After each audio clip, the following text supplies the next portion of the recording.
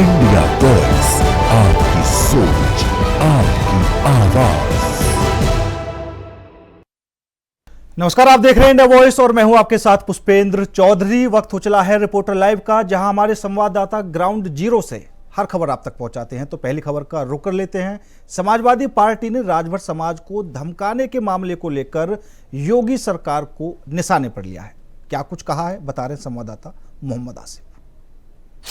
Samajwadi party ने वाराणसी के जातीय हिंसा को लेकर योगी सरकार पर निशाना साधा है और कहा है कि क्षत्रिय समाज के कुछ नेता राजभर समाज को धमका रहे हैं। यह सब कुछ योगी सरकार के इशारे पर हो रहा है।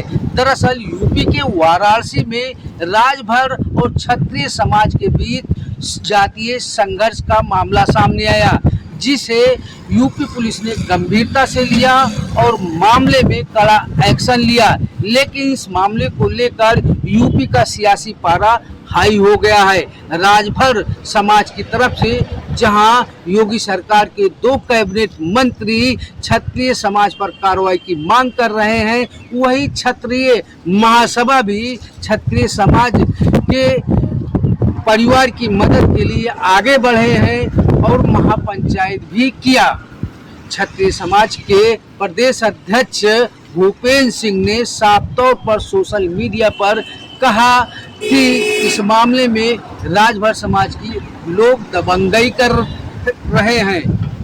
यह वीडियो शेयर करते हुए समाजवादी पार्टी ने एक्स पर पोस्ट किया और कहा कि अभी तक मुख्यमंत्री के स्वजातीय दलितों पर कहर बरपा रहे थे, अब वाराणसी में सीधी धमकी दी जा रही है राजभर समाज को और उन्हें धमकाया जा रहा है। यह मामूली बात नहीं है। समाजवादी पार्टी ने एक्स में पर यह भी कहा कि धमकाने वाले लोगों का मुख्यमंत्री का संरक्षण प्राप्त है। हालांकि समाजवादी पार्टी जिस तरह से हर मौकों पर योगी सरकार को घेरने की काम कर रही है, कहीं न कहीं वाराणसी की घटना में आग में ढिपकी भी डालने का काम कर रही है, क्योंकि जिस तरह से इटावा में जातीय हिंसा का मामला अभी ठंडा भी नहीं पड़ा है कि वाराणसी में राजभर और क्षत्रिय समाज के बीच टकराव कहीं न कहीं यूपी का सियासी पारा हाई कर रहा है। हालांकि वाराणसी पुलिस ने कड़ा एक्शन लिया और अराजकता फैलाने वालों के खिलाफ कार्रवाई भी किया। इसमें कहीं न कहीं वाराणसी की पुलिस की भूमिका की सराहना भी हो रही है। फिलहाल वाराणसी का यह मामला अब कब थमेगा, यह देखना दिलचस्प है। सहयोगी रमाशंकर यादव के साथ आसिफ बेग, इंडिया वॉइस, लखनऊ। बढ़ते अगली खबर की ओर। छांगुन मामले को लेकर डीजीपी ने आज प्रेस वार्ता की। प्रेस वार्ता में क्या कुछ जानकारी दी गई है, बता रहे हैं संवाददाता मोहम्मद आसिफ। यूपी में अवैध धर्मांतरण और लव जिहाद के मामले लगातार सामने आ रहे हैं। झांगुर बाबा की तर्ज पर आगरा में भी अवैध धर्मांतरण और लव जिहाद का बड़ा मामला सामने आया है। डीजीपी राजीव कृष्णा ने प्रेस कॉन्फ्रेंस कर आगरा से जुड़े लव जिहाद और अवैध धर्मांतरण मामले में खुलासा किया। कहा कि इस गिरोह के तार पीएफआई और आईएसआई से भी जुड़े थे। इस गैंग के लोगों को भी विदेशों से फंडिंग हो रही थी, जो लव जिहाद के मामले को लेकर सक्रिय थे। हालांकि इस मामले में 11 राज्यों में छापेमारी के बाद 10 लोगों को गिरफ्तार किया गया है। आज डीजीपी राजीव कृष्णा ने प्रेस कॉन्फ्रेंस किया, बताया कि आगरा में 2 सगी बहनें गायब हो गई थी।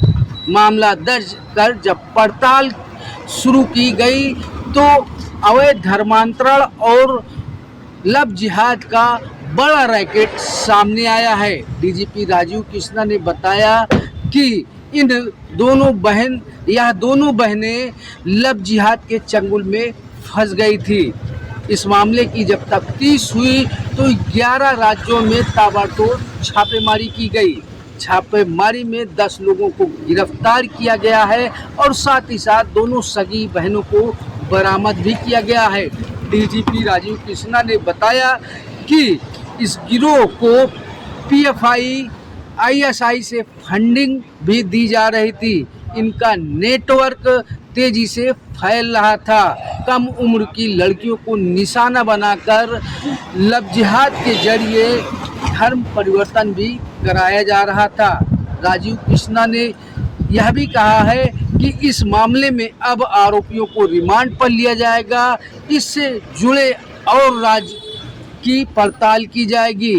राजीव कृष्णा ने इशारा किया है कि इस गिरोह के तार जिस तरह से 11 राज्यों में फैले थे और कई देशों से फंडिंग हो रही थी, इसका भी पूरा नेटवर्क खंगाल लिया जाएगा। सहयोगी रमाशंकर यादव के साथ आसिफ बेग, इंडिया वॉइस, लखनऊ। लखनऊ में एक स्कूल वैन ड्राइवर ने छोटी बच्ची के साथ हैवानियत की घटना को अंजाम दिया है। क्या कुछ घटना हुई है, जानकारी दे रहे हैं संवाददाता पुनीत यादव। उत्तर प्रदेश की राजधानी लखनऊ में एक स्कूल वैन ड्राइवर द्वारा एक छोटी बच्ची से हैवानियत का मामला सामने आया है।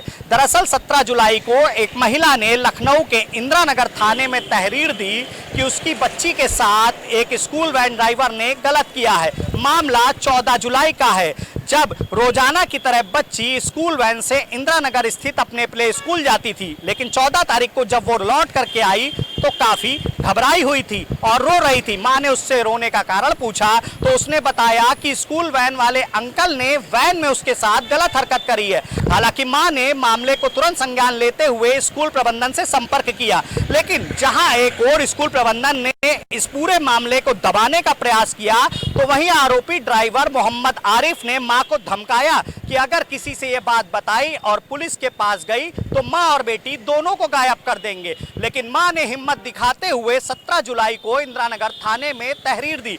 पुलिस ने जब इस मामले की जांच करी तो यह सामने आया कि जहां एक और ड्राइवर ने बच्ची के साथ हैवानियत करी थी, तो वहीं स्कूल प्रबंधन के संदीप कुमार ने इस पूरे मामले को दबाने का प्रयास किया था। हालांकि पुलिस ने आरोपी ड्राइवर मोहम्मद आरिफ को गिरफ्तार कर लिया है और उसके ऊपर गंभीर धाराओं में मुकदमा दर्ज किया गया है। तो वहीं दूसरी ओर स्कूल प्रबंधन के ऊपर ड्राइवर का वेरिफिकेशन न कराने और इस घटना को छिपाने के आरोप के चलते मुकदमा दर्ज किया गया है। वीडियो जर्नलिस्ट हमजा अहमद मंसूरी के साथ पुनीत मोहन, इंडिया वॉइस, लखनऊ। रुद्रपुर में धामी सरकार निवेश उत्सव मना रही है। इस उत्सव में केंद्रीय गृह मंत्री अमित शाह मौजूद रहे। ज्यादा जानकारी दे रहे हैं संवाददाता अभय केंद्रा। अमित शाह का आज उत्तराखंड दौरा रहा। रुद्रपुर में 1 लाख करोड़ की ग्राउंडिंग सेरेमनी कार्यक्रम में मुख्यमंत्री पुष्कर सिंह धामी के साथ केंद्रीय गृह मंत्री अमित शाह यहाँ पर मौजूद है। सबसे बड़ी बात है कि ग्राउंडिंग सेरेमनी उत्तराखंड राज्य के लिए बड़ी महत्वपूर्ण कही जाती है, क्योंकि जो निवेशक अब तक यहाँ पर आए थे, जिन्होंने एमओयू साइन किए थे, उस निवेश को धरातल पर उतारने का काम धामी सरकार ने किया है। इसीलिए धामी सरकार निवेश उत्सव मनाने का काम यहाँ पर कर रही है। जिस प्रकार से ये निवेश यहाँ पर हो रहा है, ये कहा जा सकता है कि निकट भविष्य में उत्तराखंड राज्य उद्योग के क्षेत्र में या विभिन्न सेक्टर में जहाँ जिसमें निवेश हुआ, उन सेक्टरों में विकास के पथ पर और अग्रणी भूमिका निभाते नजर आएगा, तेज रफ्तार से आगे बढ़ता नजर आएगा और उसका लाभ राज्य की जनता को मिलेगा। आज ये कह सकते हैं कि कई उद्योगपति घराने भी यहाँ पर मौजूद है, जिन्होंने उद्योग के क्षेत्र में अपने निवेश को लेकर एमओयू साइन यहाँ पर किए हैं और ये कह सकते हैं कि लगातार धामी सरकार राज्य के विकास के लिए आगे बढ़कर काम कर रही है। जनता को उन सब चीज़ों का लाभ भी मिलने लगा है और जिस प्रकार से उत्तराखंड राज्य विकास के पथ पर अग्रसर है, ऐसे में कह सकते हैं कि जल्द ही उत्तराखंड राज्य विकास की श्रेणी में, देश के विकसित राज्यों की श्रेणी में शुमार हो जाएगा। कैमरामैन अस्मिता साथ अभय केंतुरा, इंडिया वॉइस। लखनऊ में सड़क सुरक्षा को लेकर सीट बेल्ट और हेलमेट चेकिंग का अभियान चलाया गया। इस अभियान में क्या कुछ खास रहा, बता रहे हैं संवाददाता अमन। राजधानी लखनऊ में परिवहन विभाग द्वारा चलाए जा रहे 2 दिवसीय अभियान में, जहां पे राजधानी लखनऊ के पुराने घंटाघर, हजरतगंज या हुसैनगंज जैसे अन्य क्षेत्रों में भी ये अभियान चलाया गया। बताया जा रहा है यातायात नियमों के विरुद्ध जो गाड़ी चला रहे हैं उनको लेकर यह अभियान चलाया जा रहा है, जहां पे 2 पहिया और 4 पहिया वाहन चालकों पर लगातार नियम तोड़ने पे उनके पर परिवहन विभाग द्वारा जो उनके विरुद्ध कार्रवाई की जा रही है। जहां पे 4 पहिया वाहन सीट बेल्ट को लेकर अभियान चलाया जा रहा है। गंगा यमुना के बढ़ते जल स्तर के कारण दारागंज शमशान घाट के डूबने से सड़कों पर ही अंतिम संस्कार किया जा रहा है। क्या कुछ हालत बनी हुई है, बता रहे हैं संवाददाता शोएब रिजवी।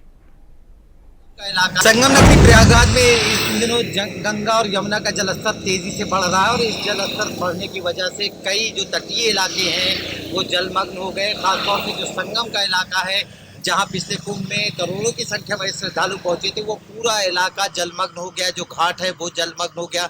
लेटे हनुमान जी तक पानी पहुंच चुका है, उनको भी स्नान करा चुकी हैं मां गंगा।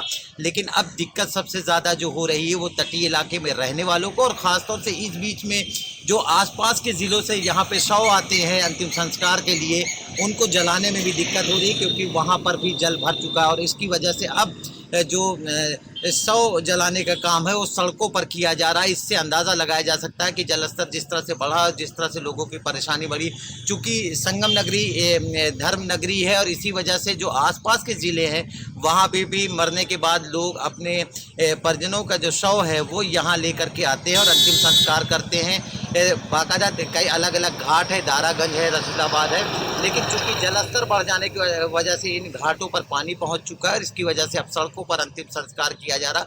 और जिस तरह से जलस्तर बढ़ा है, आने वाले दिनों में ये दिक्कतें इसी तरह बनी रहेंगी। लोगों को कहीं ना कहीं परेशानी होगी। अलग अलग ज़िलों से जो लोग आ रहे हैं उनकी इच्छा होती है कि संगम के पास जो दारागंज का घाट है वहाँ पर उनका अंतिम संस्कार करें, लेकिन जल स्तर बढ़ने की वजह से अब ये संभव नहीं हो पा रहा है, इसलिए सड़कों पर ये किया जा रहा है। इसके अलावा जो इलाके जलमग्न हो गए वहाँ के लोग भी अब परेशान हैं। प्रशासन इसके लिए लगातार तैयारियां कर रहा है। आने वाले दिनों में जिस तरह से जलस्तर बढ़ रहा है, उम्मीद की जा रही है कि ये परेशानियां अभी कुछ दिनों तक लोगों को झेलनी पड़ेगी। Shoaib India wise Prayagraj.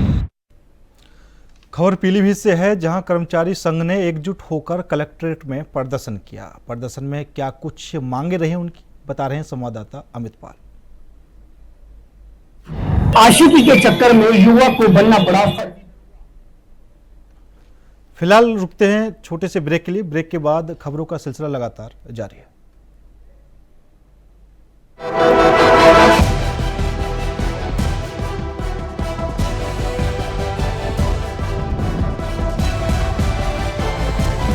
India voice, आपकी सोच, आपकी आवाज। ब्रेक के बाद एक बार फिर रिपोर्टर लाइव में आपका स्वागत है। रुक करेंगे अगली खबर का। खबर हरिद्वार से है, जहां कावड़ मेला अपने अंतिम दौर में पहुंच चुका है। क्या कुछ ज्यादा जानकारी है, बता रहे हैं संवाददाता विकास। अपने अब दूसरे चरण में है, जहां पर डाक कावड़ आनी शुरू हो चुकी हैं। इस समय हम खड़े हैं बैरागी कैंप में, जहां पर आप देख सकते हैं कि लगातार जो कावड़ियों का जो डाक कावड़ियों की जो गाड़ियां हैं वह लगातार इस पार्किंग में, बैरागी कैंप की पार्किंग में आनी शुरू हो गई हैं, और हज़ारों की संख्या में यहाँ पर जो गाड़ियाँ हैं वो यहाँ पर खड़ी हैं। कह सकते हैं कि जो दिल्ली की तरफ से जो आने वाली गाड़ियाँ हैं वो लक्सर होते हुए यहाँ पर पार्क की जा रही हैं लगातार, और यहाँ से निकलने की जो व्यवस्था है वो नेशनल हाईवे के माध्यम से यहाँ पर उनको वापस किया जाएगा। तो लगातार जो आने वाला जो 2-3 दिन का ये चरण है वो कहीं ना कहीं पुलिस के लिए बिल्कुल कह सकते हैं परीक्षा की घड़ी है, जब डाक कावड़ लाखों की संख्या में यहाँ पर पहुँचेंगे और पहुँच चुके हैं। जिस तरह से लगातार आप देख भी सकते हैं कि जो डाक कावड़ियों का जो जत्था है पूरी यहाँ पर बैरागी कैंप में जो गाड़ियाँ हैं, चारों तरफ आपको यहाँ पर गाड़ियाँ ही गाड़ियाँ दिखाई दे सकती हैं, जो लगातार अभी यहाँ पर कह सकते हैं कि अगर अभी शुरुआत ये है तो आगे आने वाले जो 2-3 दिन हैं वो पूरी तरह से यहाँ पर खचाखच जो गाड़ियाँ हैं वो यहाँ पर बढ़ जाएंगी। तो कह सकते हैं कि जो दूसरा चरण है वो कहीं ना कहीं पुलिस के लिए बिल्कुल एक चुनौती वाला यहाँ पर रहेगा। विकास चौहान, इंडिया वाइज, बैरागी कैंप। खबर जमशेदपुर से है, जहां आजसू पार्टी ने सड़क पर धान लगाकर विरोध जताया। क्या कुछ विरोध जताया और क्या कुछ मांगे रही, बता रहे हैं संवाददाता अकबर। लगातार 20 दिनों की वर्षा ने इलाके के सड़कों का हाल बेहाल कर दिया। पूरे कोल्हान की अगर बात करें तो सड़क की हाल जर्जर स्थिति पे है। ऐसा लगता है मानो जैसे गड्ढा नहीं, गड्ढे में सड़क हो। आपको बता दें कि पिछले दिनों जब चाकुलिया से लेकर सुंदरनगर और सुंदरनगर से चाकुलिया जाने वाली सड़क का हाल आपको दिखाया था, तो उस रोड का हाल ऐसा था कि लोगों को चलना मुश्किल हो रहा था। लोग चल नहीं पा रहे थे, गाड़ी नहीं चल पा रही थी, स्कूल आने जाने में बच्चों को परेशानी हो रही थी। लगातार लोग ये प्रयास करते हैं, लगातार लोग ये बोलते हैं कि आखिर ये सड़क क्यों नहीं बनती, आखिर इसके पीछे की वजह क्या है, आखिर क्यों नहीं यहाँ के विधायक या सांसद इस सड़कों पर ध्यान देते हैं। लगातार ग्रामीण ये प्रयास करते हैं कि उस इलाके की सड़क बन जाए ताकि लोगों को आने जाने में काफी सुविधा होगी, मगर सड़क आज भी वैसा ही उसी हालात पे लोग चलने पे मजबूर हैं, लोग जीने पे मजबूर हैं। आपको बता दें कि कल एक मामला सामने आया था, जो गोविंदपुर से अन्ना चौक तक जाने वाली सड़क है वो बदहाल हो चुकी है। उसकी स्थिति ऐसी हो गई कि दलदल के रूप में दिख रही है। कल अब वहां पे आंसू के कार्यकर्ता पहुंचते हैं और उस दलदल में पौधारोपण का कार्य करते हैं। पौधारोपण का कार्य करके ये बताते हैं कि सड़क नहीं, ये खेती करने की बंजर जमीन हो गई है। आखिर लोग इस खेती में चले तो कैसे और अपना सफर करे तो कैसे? आखिर कब सरकार इस पे जागेगी, कब इस इलाके का सड़क ठीक होगा, कब इस पे लोग सुचारू रूप से चलेंगे? सवाल ये नहीं है कि आखिर क्यों हो रहा है, क्यों सिस्टम इस पे ध्यान नहीं देती, वजह क्या है?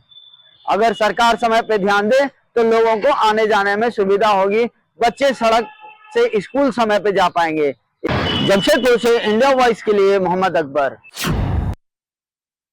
से है जहां विद्यालयों को बंद करने के खिलाफ और अभिभावकों के पक्ष में आम आदमी पार्टी ने प्रदर्शन किया। प्रदर्शन में क्या कुछ खास रहा, बता रहे हैं संवाददाता कमलेश। के कार्यकर्ता और जिलाध्यक्ष प्राथमिक विद्यालय में जाकर निरीक्षण किया और वहां के अभिभावक से मिला, बच्चों से मिला, वहां की जो कार्यकर्ता शिक्षक है उनसे मिला।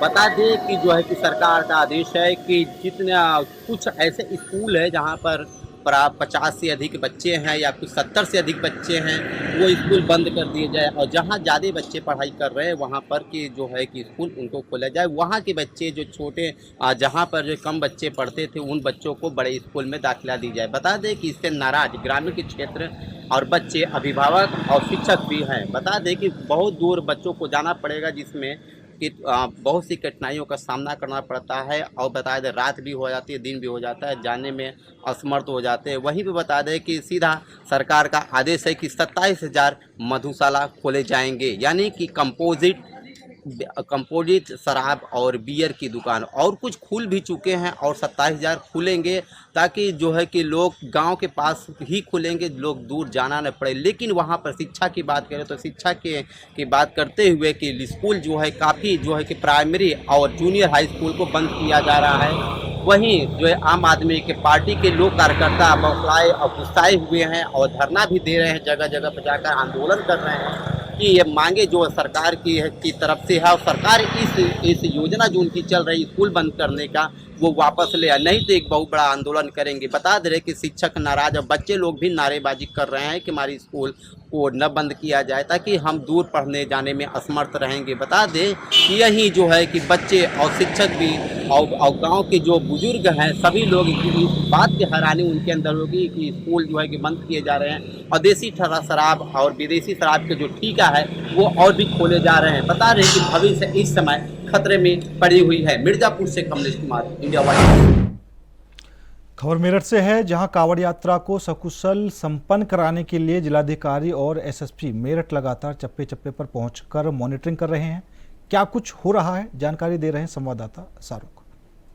कांवड़ यात्रा को लेकर जिला प्रशासन और पुलिस प्रशासन मुस्तैद नजर आ रहा है। मेरठ के एसएसपी डॉक्टर विपिन टाडा और जिला अधिकारी वीके सिंह लगातार शिविर का निरीक्षण करने रोड पर निकल चुके हैं, लेके मेरठ से NH 58 तक जगह जगह पहुंच रहे हैं और कांवड़ियों को किसी भी तरह की कोई परेशानी का सामना ना करना पड़े, इसलिए मेरठ के जिलाधिकारी ने एक अच्छी मुहिम स्टार्ट की है, जिसमें बाइक एम्बुलेंस का उन्होंने गठन किया है, जिसमें बाइक एम्बुलेंस उन्होंने 7 बाइक एम्बुलेंस रोड पर उतार दी है। अगर कांवड़ियों को किसी भी तरीके की कोई चोट लगती है या कोई तबीयत खराब होती है तो 20 से 22 मिनट के अंदर अंदर वो बाइक एम्बुलेंस उस कांवड़िया तक पहुंच जाएगी। उसके साथ एक डॉक्टर भी पीछे बिठा दिया गया है।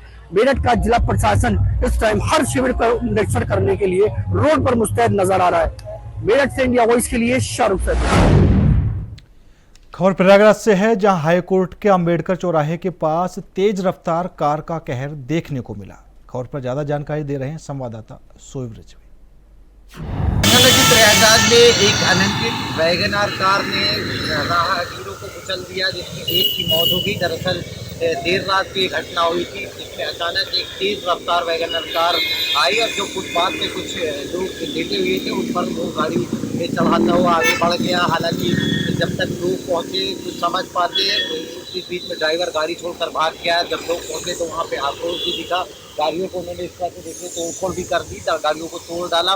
लेकिन इस घटना में 3 लोग गंभीर रूप से घायल हुए, जिनकी मौत हो गई है। तीनों महिला बताई जा रही है। फुटपाथ पे वो लोग रहने वाले थे जिनकी इस घटना में मौत हुई है। फिलहाल पुलिस अब उस ड्राइवर की तलाश कर रही है जिसने इस घटना को अंजाम दिया है। ड्राइवर क्या नशे में था या किस तरह से घटना को कारित किया है, ये तमाम जिस तरह से घटना हुई है उससे बेकसूर कह सकते हैं। एक महिला की दर्दनाक मौत हो गई, जो गंभीर रूप से घायल हो गए। ये पूरी घटना हाईकोर्ट के नज़दीक की फुटपाथ पर जो फ्लाईओवर बना उसी के नीचे की है, जिसमें मौके पर पुलिस ने पहुंच करके हालात को संभाला। जो आक्रोशित थे उनको समझाया गया और गाड़ी को बाकायदा अपने साथ उठाने ले गई। अब उस ड्राइवर की तलाश की जा रही है जिसने इस घटना को अंजाम दिया। India wise Prayagraj. खबर अलीगढ़ से है, जहां हिंदू महासभा की राष्ट्रीय सचिव पूजा शकुन पांडे को पाकिस्तान से जान से मारने की धमकी मिली है। खबर पर ज्यादा जानकारी दे रहे हैं संवाददाता शाहनवाज। महासभा की राष्ट्रीय सचिव पूजा शकुन पांडे को फोन के माध्यम से एक धमकी मिलती है, जिस धमकी में साफ तौर पर फोन कॉलर के द्वारा कहा गया कि तेरे पास 2 दिन का समय है और तू जो कर सकती थी वो कर ली, 2 दिन के बाद तुझे मार दिया जाएगा। जिसके बाद उनके घर में एक अलग सा ही माहौल हो गया, जिसके उपरांत तत्काल उनके द्वारा क्षेत्रीय पुलिस से शिकायत की गई और मामले में जानकारी देने के बाद कार्रवाई की मांग की। इधर पूरे मामले में बता दें कि हिंदू महासभा की राष्ट्रीय सचिव और महामंडलेश्वर अन्नपूर्णा भारती के द्वारा जानकारी देते हुए बताया गया। शुक्रवार की शाम लगभग 6 बजे एक उनके मोबाइल फोन पर व्हाट्सएप कॉल आया। व्हाट्सएप कॉल के बाद उनके द्वारा जब उस कॉल को उठाकर बातचीत की गई तो कॉल पर कहा कि तेरी उल्टी गिनती शुरू हो चुकी है, सिर्फ 2 दिन का समय है, 2 दिन के बाद तुझको मार दिया जाएगा। इधर पूजा शकुन पांडे के द्वारा बताया गया कि 2019 से 2025 यानी अभी तक दर्जनों की संख्या में उनके पास इस तरीके की धमकी आ चुकी है। इन मामलों को लेकर पुलिस के द्वारा पहले भी 2 FIR दर्ज की जा चुकी हैं। लगातार उसके बावजूद भी अभी भी इस तरीके की धमकियां आना बंद नहीं हो रही। इस पूरे मामले में हिंदू महासभा की सचिव के द्वारा बताया गया कि उनके द्वारा उस कॉल की निजी तौर पर जानकारी की गई। जानकारी पर ज्ञात हुआ कि जो कॉल से फोन आया था वो पाकिस्तान की कॉल थी। हालांकि इस बात पर उनके द्वारा कहा गया इस मामले को लेकर LIO, CBI और अन्य जितनी भी पुलिस है उनको इस मामले को लेकर अवगत करा दिया गया है। इस मामले में उनके द्वारा किया गया कि अभी तक क्षेत्रीय पुलिस ने इस मामले में मुकदमा दर्ज तो नहीं किया, लेकिन कार्रवाई शुरू कर दी गई है। ऐसा उनका व्यक्तिगत मानना है कि यह फोन कॉल पाकिस्तान से आया था। फिलहाल उनके द्वारा साफ तौर पर कहा गया कि उनको प्रोटेक्शन चाहिए। क्षेत्रीय पुलिस और पुलिस प्रशासन की उनके द्वारा मांग की गई है। लगातार 2019 से इस तरीके की उनको धमकियां मिलती रही हैं। कभी भी कोई अप्रिय घटना घट सकती है, जिसके बाद उनके द्वारा प्रशासन से सिक्योरिटी को लेकर और अपने लेकर मांग की गई है। इधर पूजा शकुन पांडे का साफ तौर पर कहना है कि दर्जनों की संख्या में इस तरीके की धमकियां उनको पहले से भी मिलती रही हैं। अब देखना होगा कि इस तरीके की धमकी के बाद क्षेत्रीय पुलिस और पुलिस प्रशासन किस तरीके की कार्रवाई अमल में लाता है। अलीगढ़ से मोहम्मद शाहनवाज, इंडिया वॉइस। फिलहाल रिपोर्टर लाइव में मेरे साथ इतना ही। बाकी देश और दुनिया की तमाम खबरों के लिए देखते रहिए इंडिया वॉइस।